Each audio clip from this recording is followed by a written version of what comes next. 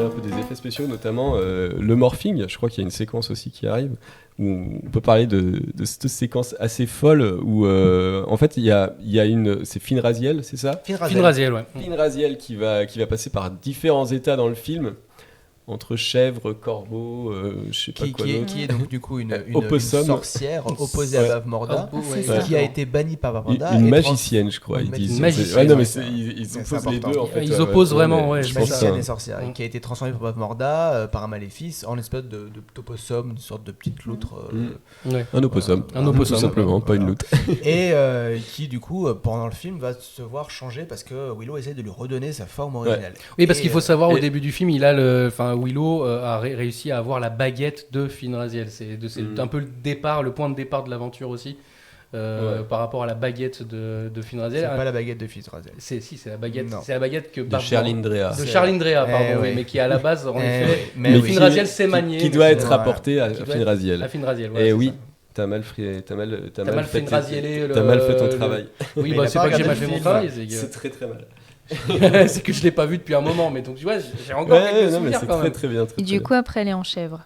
Et après, elle est en chèvre, c'est ça. Oui, ça me fait marrer parce qu'en plus, en fonction de l'animal, il garde quand elle parle, il garde la voix quoi. Willow.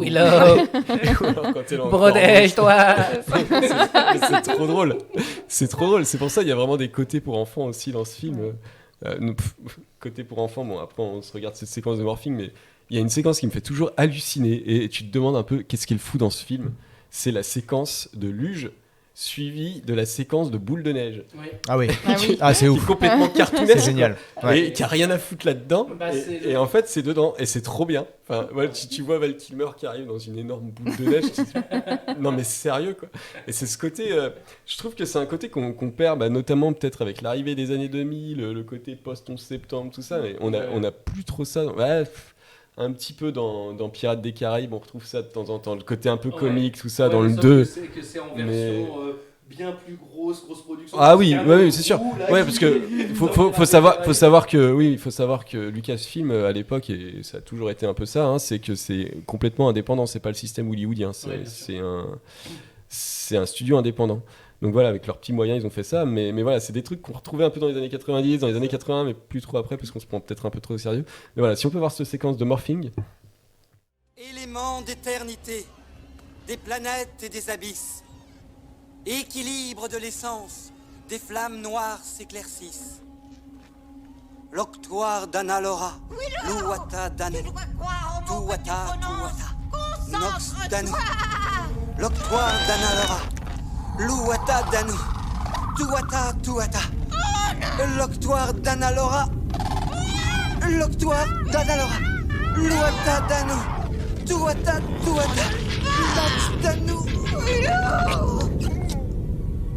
l'octoire d'Analora, Luwata Danu, Tuwata, Nox Danu, l'octoire d'Analora, Luwata Danu, Tuwata.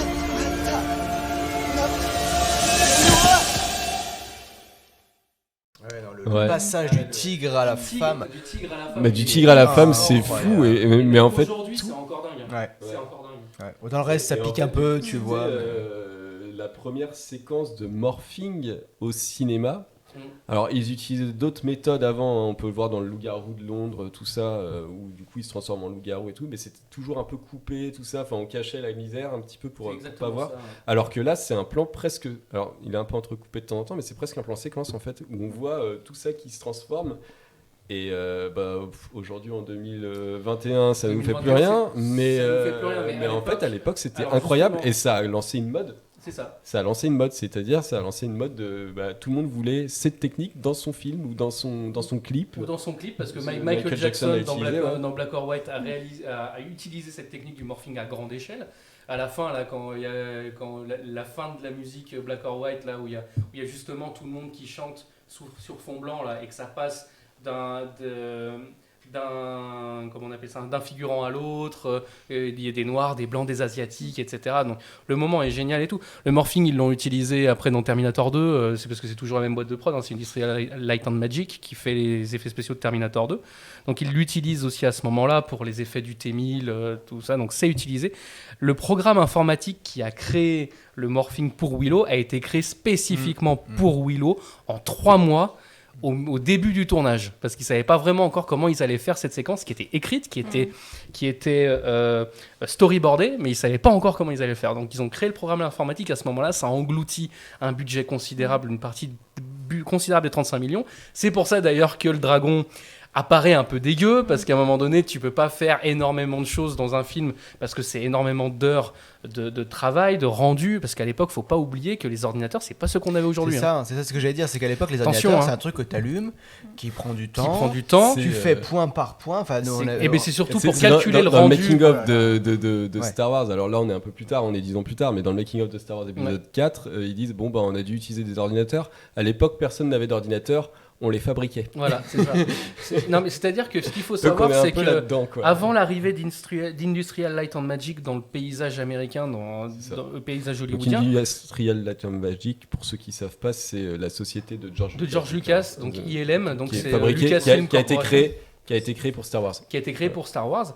Et donc, en fait, avant l'arrivée d'ILM, les effets spéciaux aux États-Unis, c'était toujours sur la même base qui était inventée par le père des effets spéciaux du cinéma qui s'appelle Ray Harryhausen. Que tous les effets de créatures, les effets de changement d'échelle, toutes ces choses-là, c'était lui qui avait créé ça. On retrouve ces créations dans Jason et les Argonautes, par exemple, dans tous des films comme ça des années 50. On voit par exemple les squelettes en stop motion. Le stop motion, c'est un peu lui aussi qui a créé un peu le principe. Et avant, tous les effets spéciaux étaient faits comme ça. On parlait de Conan le Barbare, qui est un petit peu antérieur à Willow, qui a été un gros succès. Les effets spéciaux, c'est que ça.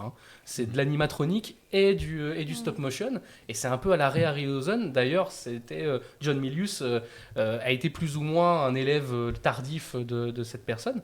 Et après, il y a ILM qui arrive, qui font un gros coup de pied dans la fourmilière et qui, pour la première fois, va intégrer les ordinateurs, les calculs d'ordinateurs et l'infographie dans la réalisation des films. C'est les premiers à avoir fait ça. Et Willow, historiquement, c'est le premier film, le vrai premier film à intégrer un programme complet infographique pour le morphing là-dessus. Donc Willow, c'est un film précurseur.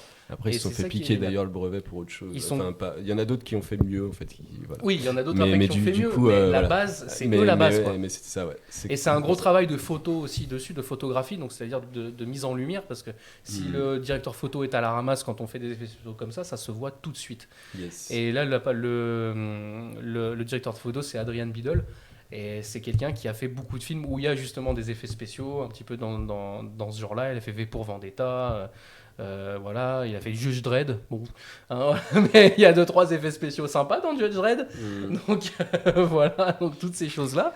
Le Règne du Feu aussi, Adrian Biddle. Oh, putain, super. Super film quand même. Ouais. Et effets spéciaux d'ILM. 100% ILM. De toute façon, ILM, il faisait un peu tout à ce moment-là. Jusqu'à ce que Weta arrive. Avant que Weta arrive.